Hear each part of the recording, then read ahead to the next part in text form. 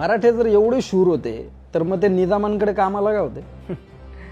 ये बडा अच्छा सवाल आहे. ऐका मग आता त्या कालामध्ये 5-5 शाही एकमेकांशी भांडत होते. निजामाने इमादशाही बरखास्त केली आणि आदिलशहाने बरीच शाही बरखास्त केली. आता 2 गेला, राहिला किती 3. आता हे तिघे जे आहेत ना, हे उत्तरेतनं आलेल्या मुघलांशी लढा देत होते. मुस्लिम म्हणून ते एकत्र नाही आले का?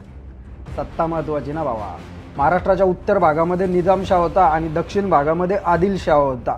अशा परिस्थितीमध्ये मराठ्यांनी स्वतंत्र राज्य स्थापन करणं हे काही कोणाच्या डोक्यात आलं नव्हतं. आणि जरी आलं असतं ना तरी हे दोघे भांडणारे, हे तिघे जे भांडणारे होते ते एकत्र आले असते आणि मराठ्यांचा त्यांनी काटा काढला असता. त्या काळात मोठमोठी मराठी घराण्यानं स्वतःची जहागीरदारी आणि 5 ते 10 हजाराची फौज घेऊन सुलतानांच्या खांद्याला खांदा लावून लढत होती. मराठे त्या काळात पण तुफान पराक्रमी होते, पण त्यांचा पराक्रम आणि त्यांची ताकद ही सुलतानांशी भांडण्यासाठी किंवा आपापसात भांडण्यासाठी वापरली जायची. वतनासाठी खून आणि मारामाऱ्या ही गोष्ट काही नवीन नव्हती तेव्हा. मराठ्यांचा हा पराक्रम आणि ही जी काही ताकद होती ती स्वतंत्र राज्याच्या निर्मितीसाठी वापरणारा एक नेता मराठ्यांमध्ये अजून जन्माला यायचा होता. कोण?